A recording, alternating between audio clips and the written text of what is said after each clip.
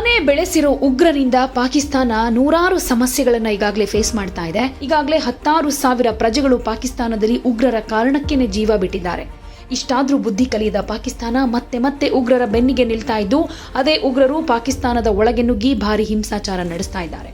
Recent ಆಗಿ ಇಸ್ಲಾಮಾಬಾದ್ ನಗರದ ಮಸೀದಿಯಲ್ಲಿ ಭೀಕರವಾದ ಸ್ಫೋಟವಾಗಿತ್ತು.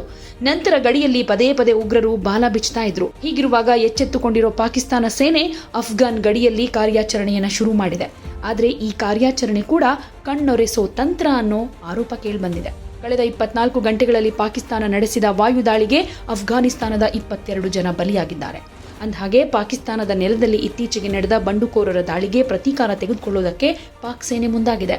ಈ ಕಾರಣಕ್ಕೆ ನೆರೆಯ ಅಫ್ಘಾನಿಸ್ತಾನದ ಗಡಿಯೊಳಗೆ ನುಗ್ಗಿ ದಾಳಿ ಮಾಡಿದೆ ಪಾಕಿಸ್ತಾನ.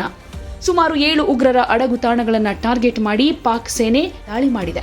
ಪಾಕಿಸ್ತಾನ ನಡೆಸಿರೋ ವಾಯುದಾಳಿಯ ಪರಿಣಾಮ ಅಫ್ಘಾನಿಸ್ತಾನದ ಮನೆಗಳು, ಧಾರ್ಮಿಕ ಕೇಂದ್ರಗಳಿಗೆ ಹಾನಿಯಾಗಿದೆ. ಘಟನೆ ಬಗ್ಗೆ ರೊಚ್ಚಿಗೆದ್ದಿರೋ ಅಫ್ಘಾನಿಸ್ತಾನದ ತಾಲಿಬಾನ್ ಸರ್ಕಾರ ಪಾಕಿಸ್ತಾನದ ವಿರುದ್ಧ ಮರುದಾಳಿಯ ಎಚ್ಚರಿಕೆ ಕೊಟ್ಟಿದೆ. ಪಾಕಿಸ್ತಾನ ಹಾಗೆ ಅಫ್ಘಾನಿಸ್ತಾನ ನಡುವೆ ಮತ್ತೊಮ್ಮೆ ಕಿಚ್ಚು ಹೊತ್ಕೊಂಡಿದ್ದು ಈಗ ಅದು ಧಗಧಗ ಅಂತ ಉರಿತಾ ಇದೆ.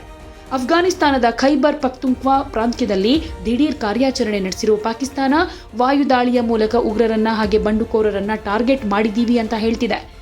ಆದರೆ ಈ ದಾಳಿಯಲ್ಲಿ 10 ನಾಗರಿಕರು ಬಲಿಯಾಗಿರೋದು ತಾಲಿಬಾನ್ ಆಡಳಿತಕ್ಕೆ ಕೋಪ ತರಿಸಿದೆ.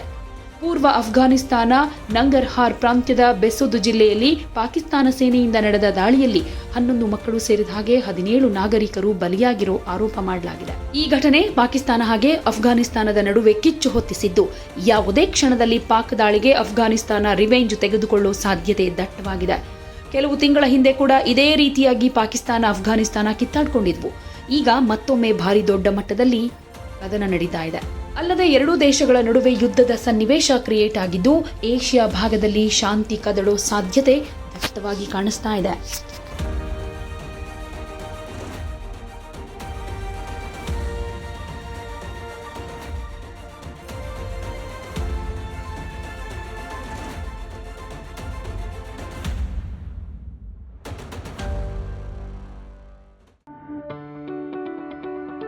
ಯಾವುದೇ ಸುದ್ದಿಯ ಅಪ್ಡೇಟ್ ಅನ್ನ ಮಿಸ್ ಮಾಡ್ಕೊಳ್ಬಾರ್ದು ಅಂದ್ರೆ ಈಗ್ಲೇ ಒನ್ ಇಂಡಿಯಾವನ್ನ ಸಬ್ಸ್ಕ್ರೈಬ್ ಮಾಡಿ. ನಿಮಗೆ ಬೇಕಾದ ಭಾಷೆಯಲ್ಲಿ ಎಲ್ಲಾ ಸುದ್ದಿ ತಿಳಿಬೇಕು ಅಂದ್ರೆ ಒನ್ ಇಂಡಿಯಾ ಆಪ್ ಅನ್ನ ಡೌನ್ಲೋಡ್ ಮಾಡ್ಕೊಳ್ಳಿ.